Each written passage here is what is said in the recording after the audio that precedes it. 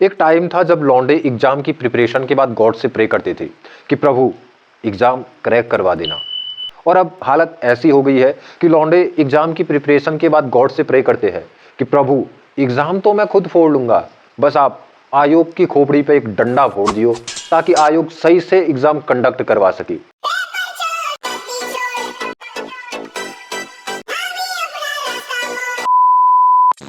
पेयजल के फटे पाइपलाइन से पानी, गैस्ट्रिक के मरीज मेरे दादाजी के निचले रास्ते से गैस से ज्यादा अगर कुछ लीक हो रहा है तो वो है एसएससी यूकेएसएससी के पेपर। एक आध एग्जाम गलती से सही से हो भी जाते हैं या फिर शायद इनके घोटाले पकड़ में नहीं आते कि फिर अगले एग्जाम का पेपर लीक। कहने को तो पेपर लीक होता है, लेकिन पेपर लीक होने के साथ ही लीक हो जाता है हजारों बच्चों का भविष्य और साथ ही उन भविष्य से जुड़े हजारों परिवारों के सपने। एसएससी का तो अलग ही रौला है।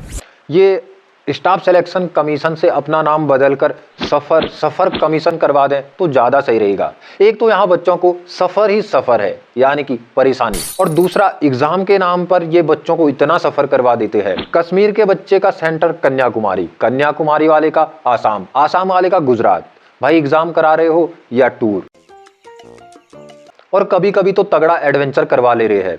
हिमाचल से निकला कैंडिडेट अपने घर से पैदल पहाड़ी रास्ते से होते हुए बस ट्रेन कैब पता नहीं क्या क्या पकड़ते हुए पहुंचा छत्तीसगढ़। नहीं, अभी एग्जाम सेंटर नहीं पहुंचा। असली एडवेंचर तो अब शुरू होता है।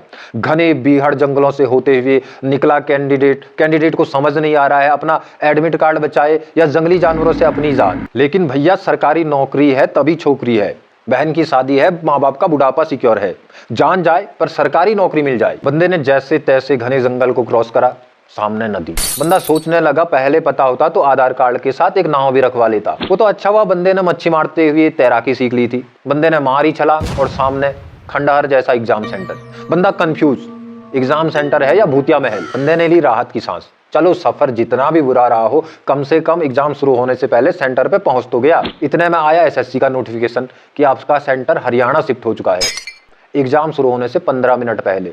और इसमें एसएससी की गलती नहीं है भाई, केले छिलने जितना आसान नहीं है एसएससी एग्जाम। आपको बहुत तैयारी करनी होती है।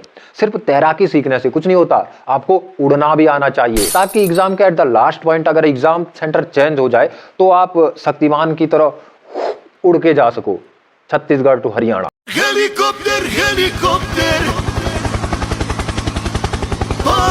और एडो कुत्ती वाले, इनने सेंटर में जो कंप्यूटर प्रोवाइड करवाए, भैया इतने आलसी, एग्जाम शुरू होने से पहले बेचारे थक गए, सो गए, कंप्यूटर शट डाउन।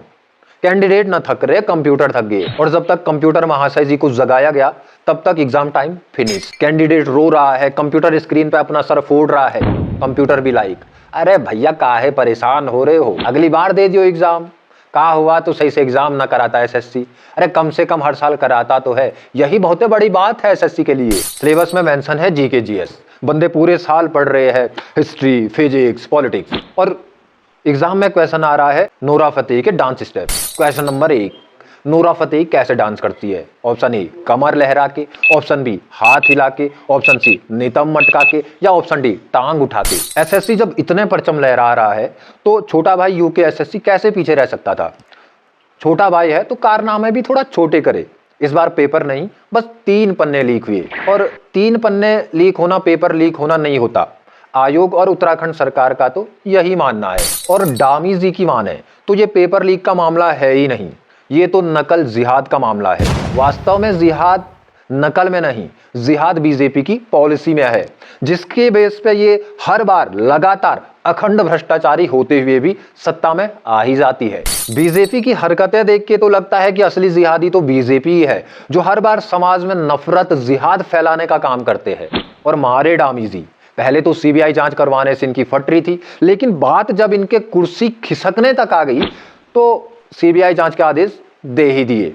या फिर शायद इतने दिनों से सीबीआई से अपनी सेटिंग भिड़वा रहे हो, क्योंकि जब हर कोई बिका है तो सीबीआई ईमानदार है, इसकी क्या गारंटी है? वैसे हमारी डामी सरकार एग्जाम को सही तरीके से कंडक्ट करवाने के लिए काफी सख्त है, या फिर सख्त होने का दिखावा करती है। जो भी हो, कम से कम ये सरकार नकल विरोधी कानून तो लाई। अब ये बात अलग है कि हमारे रोजगार देवता हाकम सिंह, जिनके कुकर्मों के बाद ये नकल विरोधी कानून लाया गया था, दोबारा वही हाकम सिंह सीट खरीद फरोख्त मामले में पकड़ा गया। लेकिन जिसके सर पर खुद सत्ताधारी पार्टी का हाथ हो, भला उसका कोई कानून क्या ही बिगाड़ लेगा। मतलब हद है ना, बीजेपी वाले भी खुद ही नकल विरोधी कानून लाओ, खुद नकल करवाओ और फिर खुद ही पूछो कि भैया ये षड्यंत्र रचा किसने।